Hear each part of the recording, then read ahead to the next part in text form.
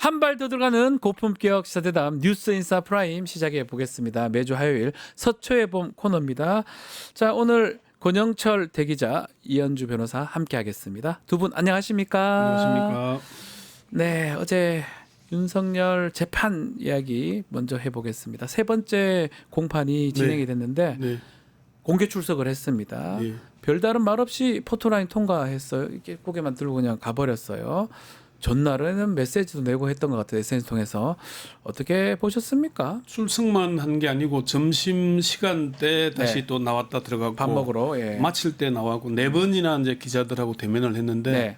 한 마디도 하지 않고 굳은 표정으로 지나갔습니다. 지지자들이 막 그 뭐 외치고 있는데도 네. 뭐 그냥 안 쳐다보고 아하. 평소 같으면은 뭐 손도 흔들고 뭐 어프컷도 하고 뭐 그러던 사람인데 네.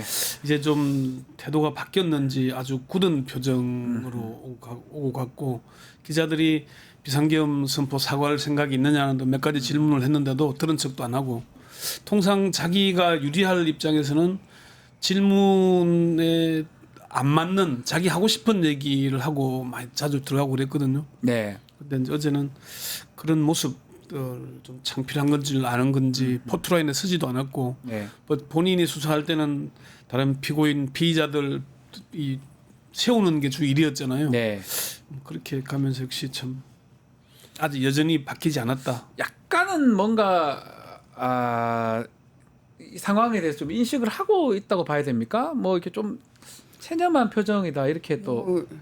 윤석열 씨가 예. 원래 뭐 깊은 사고를 하는 사람이 아니기 때문에 그렇습니까? 저는 예. 일단 제가 또 괜히 잘못 굉장히 봤네요. 예. 불쾌함이 컸을 것이다. 왜냐면 불쾌할 것이다. 자신의 특권이 점점 사라지고 자기가 한마디 던지면 뭐 막 받아 적던 그걸 못 받아 먹지 못해서 안달이던 그러니까 마치 아기 새가 모이 달라고 입 벌리는 것 같이 했던 그 아가들이 자기한테 기자들이. 질문을 던지고 굉장히 불쾌하고 자기의 특권의 영역이 점점 사라지는 데 대해서 위기감도 느끼고 그래서 불쾌하니까 응대하지 않았을 거라고 생각하고요. 그리고 더 뭐 SNS 페북 메시지에서 보면 뭐 아시겠지만 맥락이 좀 이상하거든요. 맥락 안 맞아요. 김문수 후보를 지지해 그걸 그래 좀 바꿨지. 그거 안 바꾸고. 김문수 후보를 아유, 지지해 정말? 주셨던 분도 대동단결하여 주시기 바랍니다는 결국 누구를 밀었는지 그리고 네. 투건이 누구랑 연결돼 있는지 이런 네. 것들을 생각하게 되면 결국 자신의 당내에서 장악력을 잃었다 이런 것도 확인했을 테고요. 여러모로 씁쓸했을 것이다라고 생각을 합니다.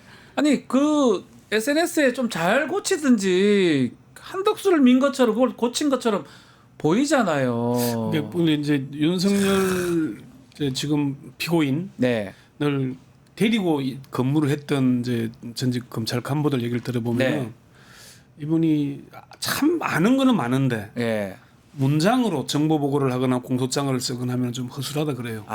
시험을 왜 구수까지 갔는지를 그 2차 시험이 이게 쓰는 거거든요. 예, 그러니까 문장이 잘 안 돼서 그렇다고 얘기를 하더라고요. 저희가 구수하면 1차 시험은 몇 번 됐다고 들으면 1차는 객관식이니까 근데 2차를 본능적으로 느끼면 논술 실력이 많이 떨어지나 이런 생각을 했습니다. 예, 문장력이 많이 떨어진답니다. 그러니까 이런 비문들이 나오는 거예요. 본인은 막 말로 그러니까 앉아서 얘기할 때는 온갖 그 얘기를 끌어와서 막 얘기를 하는데 남 얘기 1분 듣고 59분 얘기할 수 있을 정도의 재주가 있는 사람이잖아요. 그런데 문장력은 떨어진다. 그래서 그런데 그 청와대 대통령실에 있을 때 도스태핑 할 때도 네. 자기가 불쾌한 질문하니까 안 하기 시작했잖아요. 맞아요.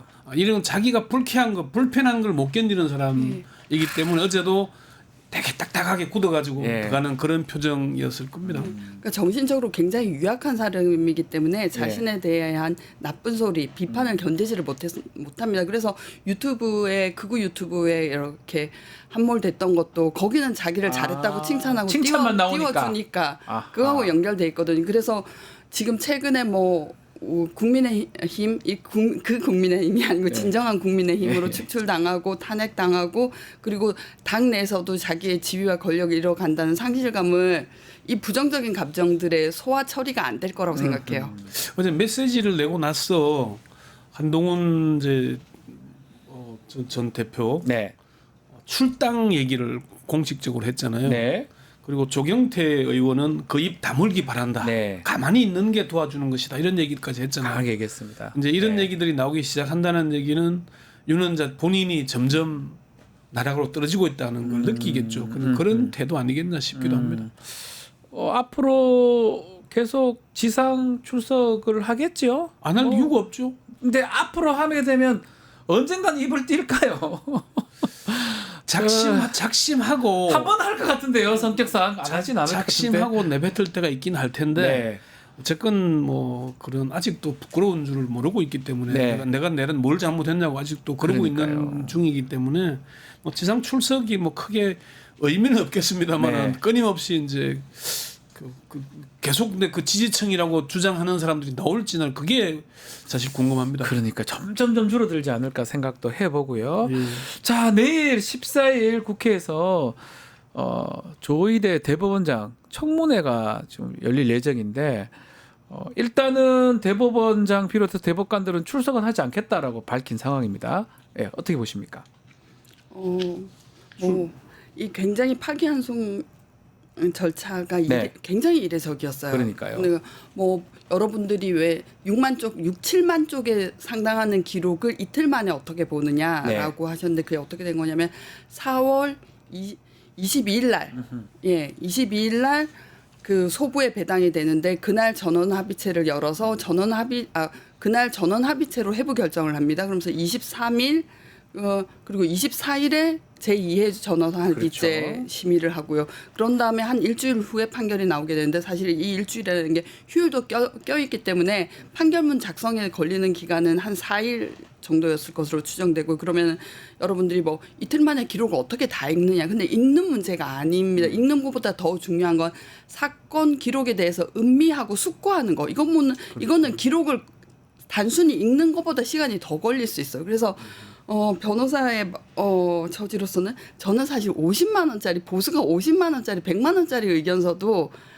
이틀의 시간을 쓰거든요. 그렇죠. 법령을 숙고해야 되고. 그런데 이건 정말 날림 판결. 그러니까 저의 관점, 순전히 저의 경험과 관점에서 이건 날림 판결이다라고 생각을 합니다. 그런데 이제 대법원장으로서는 사실 그 자신의 권위가 떨어진 이 국회에 나가서 이런 질문에 답하고 하는 이런 것들이 조직 구성원들의 사기나 그리고 자기의 권위에 악영향을 미친다고 생각하니까 회피할 수밖에 없겠지만 네. 근데 어쨌든 그 관여했던 10명의 대법관님들은 좀 부끄러움을 알고 물러나셨으면 좋겠다고 생각합니다. 싹 다 물러나셔야 된다 이렇게 보시는 거군요. 네. 국가 서열이 대통령, 국회의장, 대법원장 순이잖아요. 세 번째죠. 예, 네. 넘버 3인데 이제 부르는 자체가 불쾌할 수도 있을 것이고 되게 또 군의적인 사람이고 네. 어제 입장문을 낸 게 재판에 관한 청문회에 법관이 출석하는 것은 여러모로 곤란하다.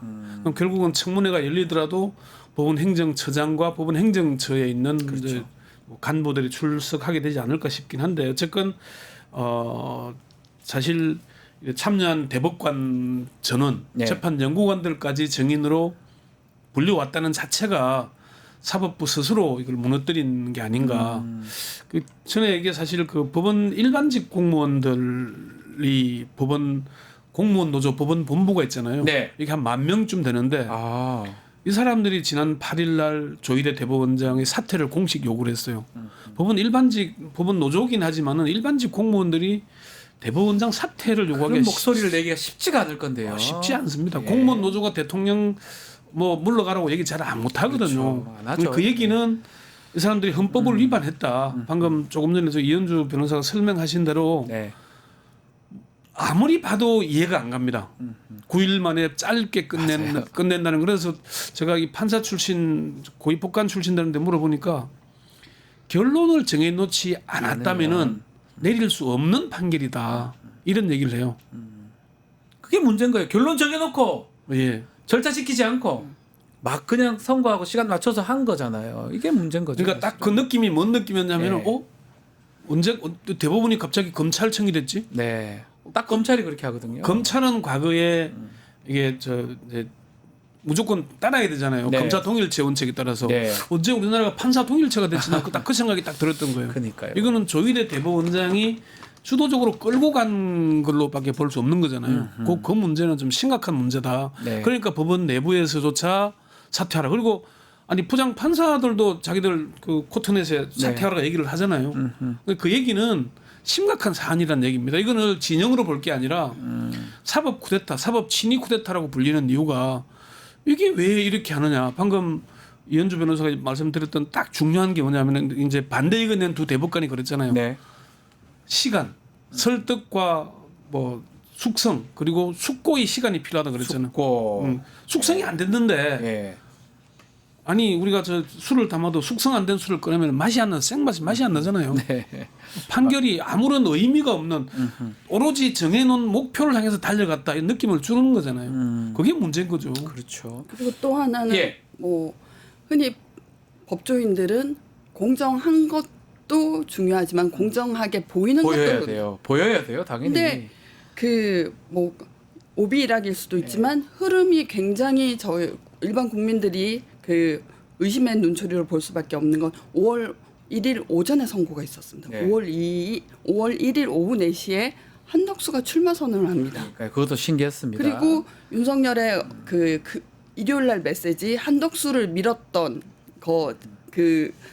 그걸 담고 있습니다. 그러면 이거는 윤석열이 여전히 뒤에서 움직이면서 사실은 자신의 수사 기소를 하기 위해서는 검찰 인사에 힘을 영향을 미쳐야 되고 그리고 뭐 공수처 검사 그러면은 대통령을 누구를 허수아비로 앉히려는 거구나. 그리고 한덕수를 이렇게 출마시키기 위해서 우리 사법부 다 정리해 놨다. 뭐 걱정하지 말아라. 너가 부전승한다. 이런 확신을 주지. 이런 의심을 누구라도 던지거든요. 네. 그래서 굉장히 심각한 사태입니다. 그러니까 요거까지 합쳐지면 정말 심각한 거예요, 사실. 그러니까 거기다 더 있죠. 예. 고등법원이 파기환송을 받자마자 기록을 받자마자 그냥 길 지정하고 막 송달하고 5월 별의별 1일 날 걸다 했는데 했어요. 5월 2일 날 바로 길 그러니까요. 지정해 버렸잖아요. 예. 5월 15일로. 말이 됩니까, 그게? 그 얘기는 결국 후보 등록 뭐 이후에 바로 자르겠다는 그것도 선거 기간이잖아요. 네. 그 얘기는 사실은 재판에 개입하는 거다. 대통령은 대법원이 정하겠다. 네. 그 사람이 판결문에서 2000년 미국의 부시대 고의 판결문 들고 온 것도 예. 그때 대통령은 미국 연방 대법원이 정했으니까 우리도 다음 대통령은 대법원이 정하겠다. 이런 느낌을 확 주더라고요. 그 사실 그 문제 때문에 이제 판사들이 내부에서 비판하고 반발하고 대법원장 사퇴를 요구하고 했던 게 누가 봐도 이거 이상하다고 보기 때문이거든요. 이상하죠. 전례가 없는 일을 이재명 후보 재판에만 왜 전례가 없는 일을 하냐. 직위원 판사는 윤석열한테만 전례 없는 특혜를 주더니 뭐 전례 없는 일이 계속 일어나니까 이게 왜 사법부가 정상이냐. 네. 선출되지 않은 민주적 정당성이 없는 사법부가 언제 저렇게 커졌냐. 그러니까 사법개혁에 오히려 시발이 된 거죠. 이제. 아하. 스스로 자초하는 거죠. 그러니까요. 그래서 이 판결의 영향으로 그 5월 1일 선고의 영향으로 사실 민주당 후보를 지지하는 측에서 우리 유시민 죄송합니다 직접 이름이 누구 백업 후보가 필요하지 않을까 혹시 이게 뭐 나중에 잘못되는 경우에 혹시나 후보가 그러면은 없을 수 있으니까 백업 후보를 네. 등록을 시키자라는 논의가 사실 있었어요. 그러면 이거는 결국 이 효과는 뭐 이제 정치적인 식견이 없는 대법관이 이걸 노렸을지는 모르겠지만 어쨌든 부수적인 효과는 뭐가 발생? 민주당의 자중 질환이 일어납니다. 그리고 이 뭐 그런 일은 일어났지 않았지만 일어날 가능성이 있었던 것은 이재명 후보 지지율이 떨어지겠죠. 그러면 이제 뭐 고등법원에서 설마 그 단기간 안에 선고까지 했을런지 뭐 추이를 보고 지지율 네. 추이나 민주당의 내분 추이를 보면서 선거까지 할 수 있었다고 저는 생각은 해요. 어쨌든 이 모든 것을 노렸나 하는 의심이 합리적으로 갑니다. 그러면 진짜 지금 대법원은 전혀 신뢰를 받지 못하게 될 거예요. 네. 자, 그러다 보니까 전국 법관 대표자 회의가 26일 날 열립니다. 이것도 사실은 뭐 5분의 1 법관 대표자들 동의를 얻어서 여는데 어떻게 전망하십니까? 뭐 사법 신뢰, 재판부 독립 뭐 두 개 다 얘기 나온다고 얘기도 있고요. 법관들이 어째 기본적으로 보수적이기 네. 때문에요. 조직의 옹이 사법부가 제대로 유지돼야 된다는 쪽에 무게가 실리지. 조희대 사태 쪽에 그러니까 그 법관 대표자회의를 찬성한 것도 126명 중에 26명 5분의 1이죠, 딱. 겨우 5분의 1 채웠거든요. 네. 못 열릴 뿐 한 게 열린 정도이기 때문에 큰 기대는 안 하시는 게 좋을 겁니다. 네. 큰 기대는 안 하는 게 좋을 건데 어쨌건 사법부가 국민의 신뢰, 주권자의 신뢰를 회복하기 위한 뭐 그런 입장들은 나올 수 있겠지만은 지금 이게 흐름이 그렇게 가는 겁니다. 이제 다시 한 번 더 설명을 드리자면은 윤석열 전 대통령이 자기 친구인 이균용 대법원장을 시키려고 그랬어요. 국회에서 부결되니까 네. 임기 6년짜리의 대법원장에 3년 6개월밖에 못하는 조희대를 시켰어요. 그 얘기는 조희대는 불가능한 사람이었는데 시킨 거란 말입니다. 네. 그러면 충성을 할 수밖에 없는 그 빚을 진 거잖아요. 큰 네. 빚을 진 거잖아요. 그 빚을 진 효과가 나타난 거죠 사실은. 나타났죠. 뭐. 5월 1일 날 판결했으니까. 선고했잖아요. 했으니까요. 예. 그러니까 그러면은 그 법관들도 결국 조희대에서 인사가 나고 있는 거잖아요. 그렇죠. 다 냈죠. 일반 법관들. 앞으로 2년을 더 가야 되기 때문에 그 사람들이 인사권의 눈치를 안 볼 수 없는 상황인 거잖아요. 네.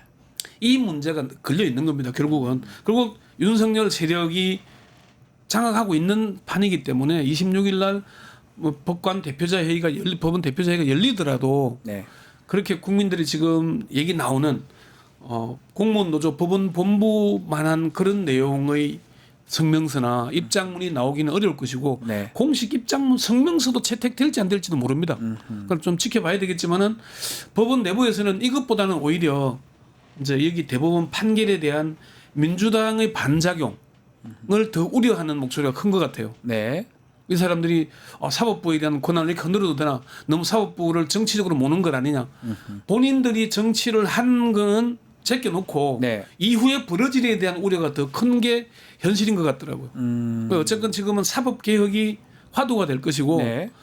문재인 정부 때 검찰개혁한다 그래놓고 검찰을 최고의 권력 힘을 가지게 만들었잖아요.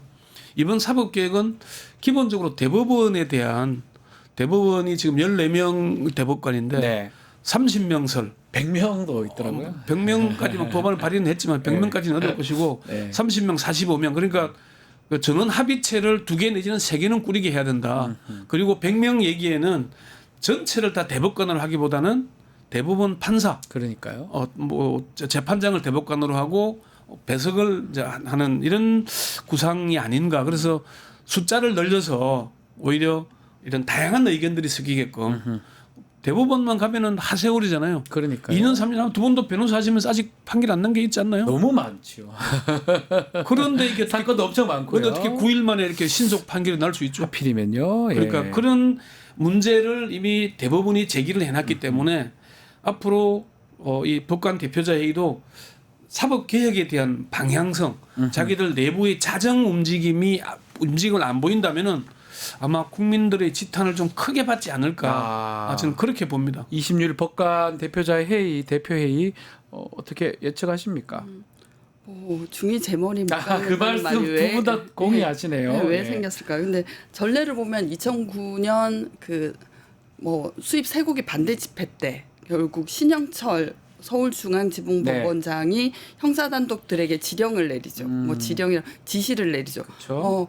뭐 빨리 심리해라. 그래서 다른 사람들한테 전례가 되게 뭐 보고 그 판결문에 대해서 공포감을 느낄 수 있게 빨리 선고해라. 그리고 그 집회 시위법 그때는 야간 집회를 네, 금지했었습니다. 맞아요. 근데 그 나중에 헌법재판소에 가서 위헌 결정이 남으로써 저희 야간에 그 촛불 집회가 가능해진 거죠. 그런데 용감하게 신영철 서울중앙지법원장의 지시를 어기고 그 이제 위헌 심판을 들어준 사람이 있어 박재영 판사. 네. 근데 지금 변호사하고 계시거든요. 법원에서 못 견뎠습니다. 그리고 그 양승태의 그 사법농단 때 이인복 대법관 굉장히 내부적으로는 신망이 높으시고 변호사들한테서 존경받는 분이었지만 결국은 미온적인 조치로 그쳐서 이탄희 판사가 결국 정치계로 가게 된 거죠. 네, 이때까지 이탄희. 전례를 네. 봐서도 문제 제기를 한 사람이 축출당하는 그러네요. 결과를 낳았기 때문에 뭐 판사들이 생각은 많지만 말을 할 때 입이 열리지 않을 것이다. 손이 곱을 것이다라고 저는 생각을 합니다. 네. 제가 사실은 네. 그 5월 1일 판결문을 쭉 보다가 네.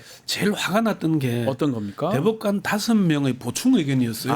신속 재판 하자는 우리는 신속 재판했고 충분히 검토했고 토론했다고 얘기를 하는데 지연된 정의는 정의가 아니다. 예. 그 얘기를 보면서 이분들이 제가 그래서 별명을 붙였어요. 예. 과거에 왜 저 대법관 5분의 독수리 오행제가 있었는데 네. 그래서 뉴 독수리 오행제다. 새로운 이 사람들은. 독수리 오형제. 네오 내지는 뉴 독수리 오행제다 이 사람들이 예. 아니 국민들을 주권자로 보는 게 아니에요. 그 얘기는 보니까 그거 보니까 우리가 다 봤으니까 걱정하지 마 이런 얘기인데 오히려 두 대법관 그 반대 의견 낸 두 대법관 얘기를 보면은 이 사람들이 충분히 숙고도 안 했고 설득의 시간도 없고 숙성 기간이 없이 갔다는 데를 그러니까요. 비판하고 있잖아요. 그러면은 그 5명 대법관 독수리 오행제 뉴 독수리 오행제 5명의 그 보충 의견은 나는 거수기였어. 이걸 인정하는 걸로 저는 읽었어요. 이 사람들이 그렇게 보일 수도 있겠네요. 그래서 이 사람들 참 큰일 나겠구나. 대법관이라는 그 명예심이라는 거는 최고 이 재판관이라는 거는 독립해서 일개 판사도 일부의 단독 판사도 독립해서 자기의 재판 권한이 침해되면은 항의를 하잖아요. 그렇죠. 그런데 대법관들이 나는 거수기였어. 어떻게 그걸 스스로 인정하고 나서죠? 야 정말 큰 일이구나 이 대법관 대법원. 저는 그 생각이 확 들더라고요. 차라리 부끄러운 줄 모르는구나. 나머지 찬성한 4명 그러니까 이름이 그 보충 의견 내지 않은 4명은 좀 부끄러움이 있다고 봐요. 부끄러움이 있다. 그 대법관 4명은. 네. 찬성은 어차피 끌려갔는데 네. 윤석열 때 임명됐으니까 뭔가 이 빚을 갚으라 그러면 어쩔 수 없이 끌려갈 수는 있겠는데 거기다가 보충 의견을 내면서 국민들을 정말 이 표현은 쓰기 싫지만 개돼지로 보고 있는 게 아닌가 하는 그 참 나쁜 느낌이 확 들더라고요. 이 사람들이 국민들을 뭘로 보길래 이런 정도 얘기를 내나. 그러니까요. 그런 생각이 딱 들더라고요. 근데 네, 변호사께서는 이현주 그렇게 변호사님. 얘기하거든요. 예. 대법원의 1심, 2심이 동일한 결론이 갔으면 대법원에서는 일찍 선고될 그렇죠. 수 있다. 그래서 근데 상관없죠. 1심, 2심이 엎치락뒤치락 네. 퐁당이었다. 그럼 더 시간이 걸리는 게 월등한 원칙이에요. 숙고를 해야죠. 왜냐하면 사실은. 이렇게 법원 내에서도 신급을 달리하면서 결론이 바뀌었다는 건 뭔가 논쟁이 있고 고민할 거리가 많다는 거거든요. 네. 그럼 말씀하셨다시피 이거는 그냥 밥이 설익없다. 네. 예, 밥이 설익은 밥이 이제 뭐 반쯤도 안 익었다라고. 익지도 않았는데 아주 목적을 갖고 있는 거 아니냐 그래서 의심이 이제 드는 거죠. 지연된 정의 운운하시는 네. 분은 우리가 잘 지었어라고 스스로 뭔가 캥기니까 더 그러니까요.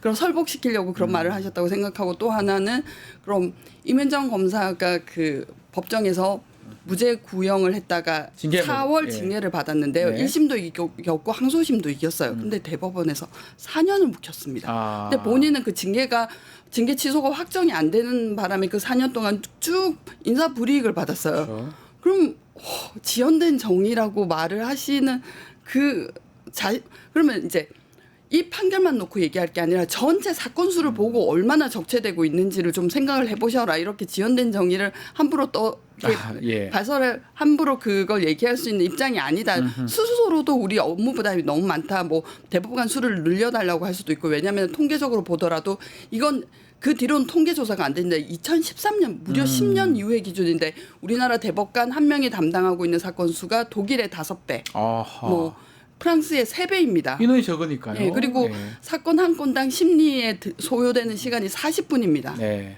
그러면 이제 지연 이거 뭔가 그러니까 변호사로서 이때까지 사건이 처리되어 다뤄본 경험에 비추어도 이런 말을 할 수 있는 처지일까라고 생각해 보게 됩니다. 대법원에 한 4만 건 정도 기록돼 있다고 그러죠. 예. 근데 그런데 그 많은 지연된 정의를 두고 9일 만에 신속하면서 지연된 정의는 정의가 아니다 말을 쓴다는 거는 부끄러움이 없는 거예요. 그러니까요. 이 사람 왜 그러냐면은 법원 내부만 있다 보니까 국민적 지탄을 안 받아본 거예요. 우리가 국회의원들을 막 정치인들 비판하지만은 이 사람들은 4년에 한 번씩 국민의 선택을 받아야 돼요. 네. 그래서 우리가 민주적 정당성이라고 얘기를 하는 겁니다. 사법부는 민주적 정당성이 없는데 외국의 경우에는 지금 그런 비판들이 많이 나오잖아요. 이게 행정부에 속하는 것과 마찬가지다. 결국. 네. 그래서 독립된 3부라고 하지 않고 독립된 2부라고 얘기를 한다고 얘기를 네. 하잖아요. 그래서 네. 그런 점에 대해서 저는 이번에는 그 북한 대표자 회의 때 좀 사람들이 좀 자숙하고 스스로 돌아보는 계기가 됐으면 좋겠어요. 네, 알겠습니다. 김건희 씨 얘기도 좀 짧게 해보겠습니다. 자, 14일 소환 조사 통보를 검찰이 했는데 나옵니까 안 나옵니까? 나오겠습니까? 아, 모르겠어. 안 나올 것 같은데요. 뭐 선거 기간이기도 하고 뭐 예. 벌써 뭐 건강이 안 좋다고 얘기를 하니까 건강 얘기 벌써 나왔더라고요. 원래 그 이게 이제 신기가 있는 사람이 원래 잠을 많이 자야 된다 그러대요. 아, 자야 됩니까 또? 그게 많이 힘들다 그러더라고요. 아, 신기가 있어서 그렇습니까? 이게 예. 신기가 있는데 신내림을 안 받으면은 계속 공격을 아. 받아서 계속 자야 된다 그럽니다.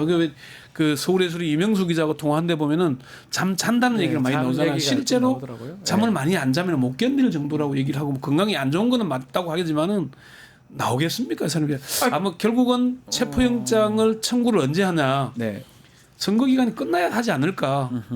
강제 수사에 돌입하지 않고는 방법이 없을 겁니다. 아직도 지금 경호원들 어제도 왜 출두할 때 그 질문하는 기자 팔을 잡아 끊는 모습 보셨죠? 윤석열. 네. 그러니까 그렇기 때문에 지금도 그 옹호 호의를 받고 있잖아요. 네. 그래서 여기 아마 선거가 끝나야 완전히 그 말씀대로라면 네. 체포영장 발부될 수밖에 없고 집행하냐 안 하냐 이 부분으로 간다는 거네요. 김건희 씨야 그 자기가 네. 그 검찰청에 등장하는 순간 이후의 절차에 대해서는 뭐 누구보다도 잘 알고 있을 사람이니까요. 뭐 이런 최대한 회피할 수밖에 없었고 일단은 검찰의 전력도 정상적인가에 대한 네. 의문이 있어요. 왜냐하면은 검찰이 한참 전 정부를 때리고 있었습니다. 근데 12월 3일 내란을 일으키는 바람에 뭐 통계 조작 사건이라든지 뭐 울산 원전 뭐 이런 게다가 이제 그 문 대통령 사위 사건 네. 뭐를 수사하던 검사들은 정말 붕 떠버린 거예요. 그렇죠.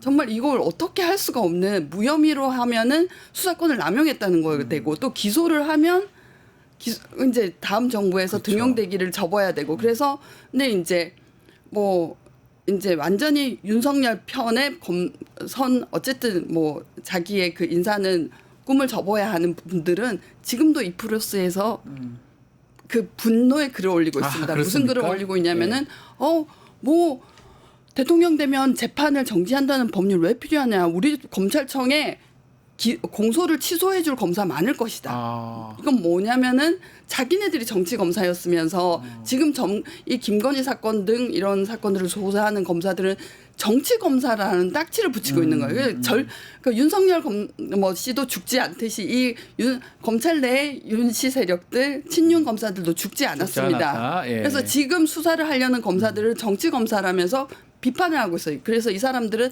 내부적으로도 발목이 잡혀 있습니다. 네. 도이치모터스 사건도 서울 고검이 하고 있으니까 그 건도 예. 그렇고 결국은 이제 이 문제는 재판은 진행이 되겠지만은 수사는 아무래도 급진전되기는 쉽지 않을 것이고요. 이제 그러면은 6월 3일 투표가 끝나면 6월 4일 날 새 정부가 출범하게 될 텐데 네. 그때부터 또 하면 너무 또 쏙 보이잖아요. 네. 그래서 아마 좀 약간 기간들이 좀 필요하지 않을까. 바로 하기에는 좀 이러지 않을까. 네. 그렇게 봅니다. 하나만 좀 더 짚어보죠. 지금 네. 경찰이 대통령 경호처 내에 비아폰 서버 기록 복원하고 있다고 밝히고 있는데, 요거는 수사 속도 좀 붙을까요? 대 기자님 한번 말씀 주십시오. 이것도 경호처가 임의 제출해서 협의해서 예. 논의하고 있기 때문에 예.